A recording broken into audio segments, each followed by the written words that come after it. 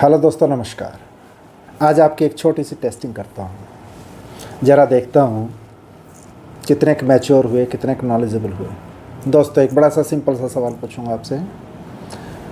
क्या स्कूल जाने से, किताबें खरीदने से विद्या आती है या नॉलेज बढ़ती है? बताइए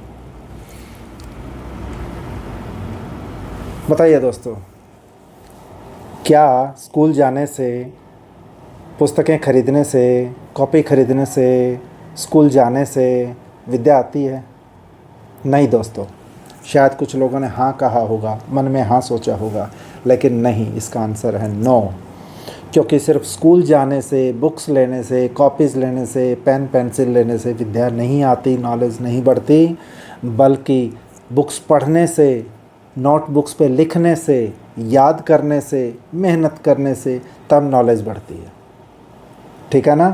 तो इसलिए आप लोग देखिए, कई बार स्कूल में एक ही स्कूल होता है, एक ही टीचर होता है, एक ही सब्जेक्ट होता है, एक ही क्लास होती है, एक ही एनवायरनमेंट होता है, लेकिन हर बच्चे की परफॉर्मेंस अलग अलग होती है। क्यों?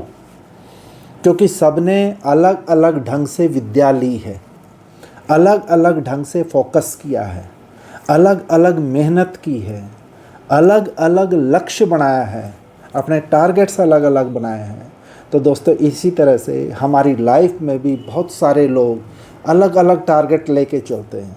कोई 10-20 हज़ार में सेटिस्फाई हो जाते हैं, कोई 40-50 हज़ार में सेटिस्फाई हो जाते हैं, कोई लाख रुपए में सेटिस्फाई हो जाता है, कोई 5 लाख में भी सेटिस्फाई नहीं होता।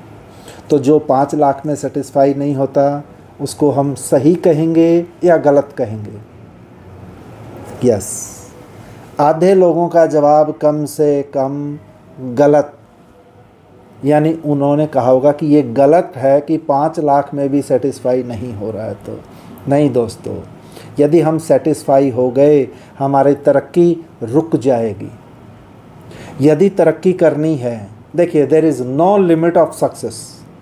सक्सेस की कोई सीमा नहीं है। आप कितने भी सक्सेसफुल हो सकते हैं। आपके ऊपर है कि आप कितना सक्सेसफुल होना चाहते हैं।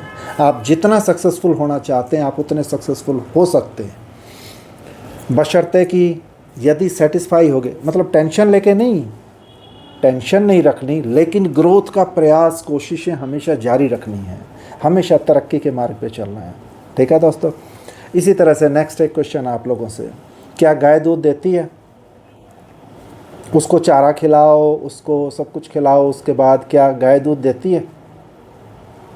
कुछ लोग कह रहे होंगे हाँ जी दूध देती है। नहीं माय डियर फ्रेंड, गाय अपने आप से दूध नहीं देती, गाय का दूध निकालना पड़ता है। यस, गाय का दूध निकालना पड़ता है। इसीलिए हमें भी ज़िंदगी में भगवान भी, परमात्मा भी, अल्लाह भी, वाहेगुरु भी अपने आप से हमें कुछ नहीं देगा। हमें उनसे लेना पड़ेगा, हमें उनसे मांगना पड़ेगा, हमें मेहनत करनी पड़ेगी, उसका फल वो देंगे। गीता में भी क्या लिखा है?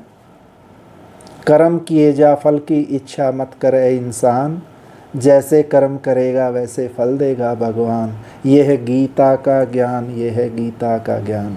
ये एक फिल्म का गाना है वैसे तो, लेकिन ये बिल्कुल सही सत्य वचन है। एक एक अक्षर सत्य है इसका। ठीक है, चलिए लास्ट एक सिमिलर क्वेश्चन। क्या जिम जाने से सेहत बनती है, बॉडी बनती है? यस, अब सारे के सारे शाणे हो गए हैं, है ना? सबका जवाब ये होगा नहीं, सिर्फ जिम जाने से बॉडी नहीं बनती। जिम जाके एक्सरसाइज करने से बॉडी बनती है।